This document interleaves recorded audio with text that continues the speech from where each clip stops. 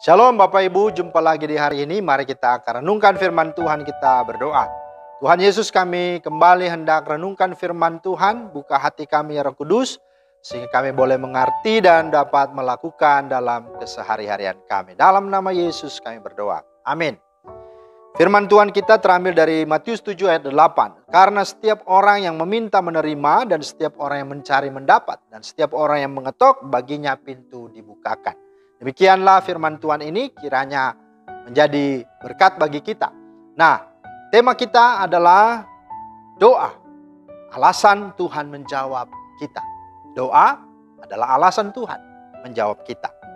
Nah, saudara, pertolongan dan jawaban Tuhan atas hidup kita hanya dapat terwujud apabila Tuhan mendengar dan melihat kita berseru, berdoa kepadanya. Tidak ada alasan lain. Maka ini yang harus disadari.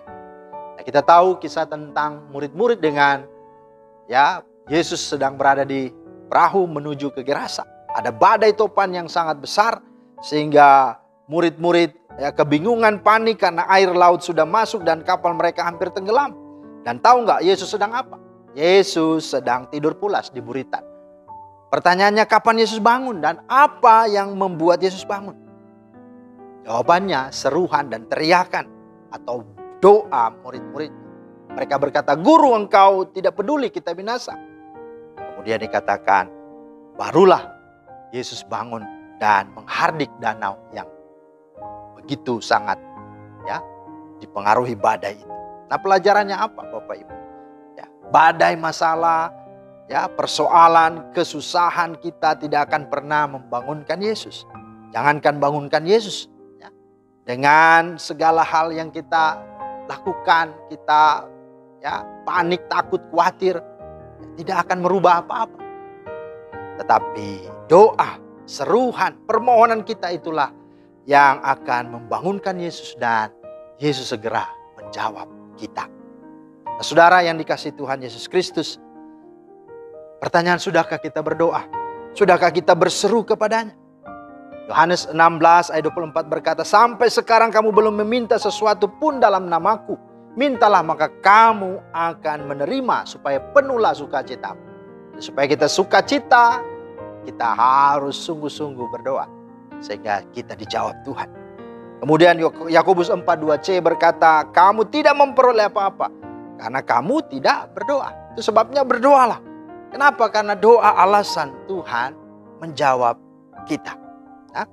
Nah, pertanyaannya, kalau doa adalah alasan bagi Tuhan menjawab kita, dasarnya Tuhan menjawab itu apa? Yang pertama, kehendaknya atau janjinya. Di dalam firman Tuhan yang kita baca tentang hal berdoa atau pengabulan doa ini, di dalam ayat 8 tadi dikatakan apa? Ketika dia berseru, "Mintalah, carilah, ketoklah." Maka ayat 8 dikatakan jaminan janji Tuhan. Kenapa? Karena setiap orang yang meminta menerima, dan setiap orang yang mencari mendapat, dan setiap orang yang mengetok baginya pintu dibukakan. Jadi jelas di situ, bukan? Bahwa dasar Yesus menjawab atau alasan Yesus menjawab doa kita karena ini. Itu kehendaknya.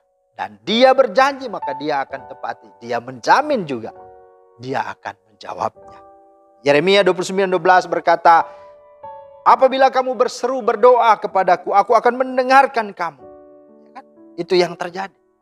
Dan Matthew Henry berkata, "Apabila Allah menjumpai hati yang berdoa, maka ia akan dijumpai sebagai Allah yang mendengarkan doa." Jadi jelas di situ.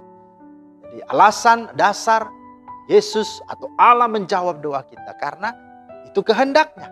Maka dia yang berjanji, dia yang meminta, maka dia juga yang akan menjamin dia akan menjawab kita. Nah, yang kedua, dasar alasan bagi Tuhan menjawab doa kita. Yang kedua, karena kita adalah anak-anaknya.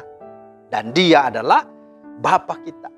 Di dalam Matius 7 ayat 9-11, di sana dikatakan, "Adakah seorang daripadamu yang memberi batu kepada anaknya jika ia meminta roti?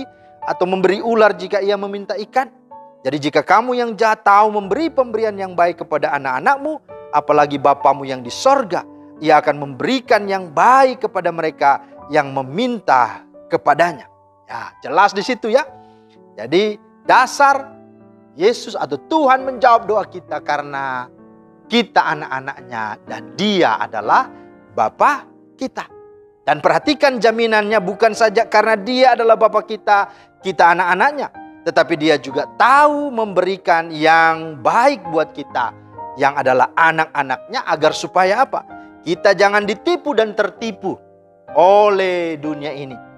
Sebenarnya itu batu, tapi kita bisa menyangkanya, mengiranya adalah roti. Atau sebenarnya itu sesungguhnya adalah ular. Tapi kita bisa menyangka atau mengiranya itu sebagai apa? Ikan. Jadi hati-hati.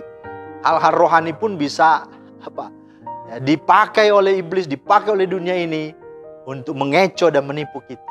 Karena itu waspada. Maka doa membuat kita benar-benar akan sungguh-sungguh mengalami jawaban Tuhan yang bisa membuat kita membedakan mana yang benar, mana yang salah, mana yang jahat, mana yang baik, mana yang buruk, dan mana yang sungguh-sungguh berkenan kepada Tuhan. Maka itulah sebabnya ini harus disadari untuk setiap kita. Maka ada ungkapan berkata, jika Tuhan menjawab doamu, Ia sedang menambah imanmu. Jika Ia menundanya, itu berarti Ia sedang menambah kesabaranmu. Tetapi jika Ia tidak menjawab doamu, itu berarti Ia sedang atau sementara mempersiapkan yang lain, yang baik bagi dirimu, bagi hidupmu. Maka itu jelas, karena Tuhan tahu yang terbaik bagi kita. Maka mari berdoalah, karena doa adalah alasan Tuhan menjawabmu dan memberkatimu. Kiranya Tuhan memberkati kita dan memeteraikan firman-Nya. Amin. Mari kita berdoa. Terima kasih Tuhan. Kami bersyukur untuk firman-Mu. Berkatilah, mampukan kami menjadi pelaku-pelaku firman. Secara khusus kami sungguh hidup dalam doa, berseru, memohon padamu karena Engkau akan menjawab, dan jawaban-Mu yang baik. Karena kami anak-anak-Mu. Kami bersyukur dalam nama Tuhan Yesus. Amin. Demikianlah firman Tuhan hari ini. Kiranya menjadi berkat untuk kita semua. Selamat beraktivitas. Tuhan Yesus memberkati. Shalom.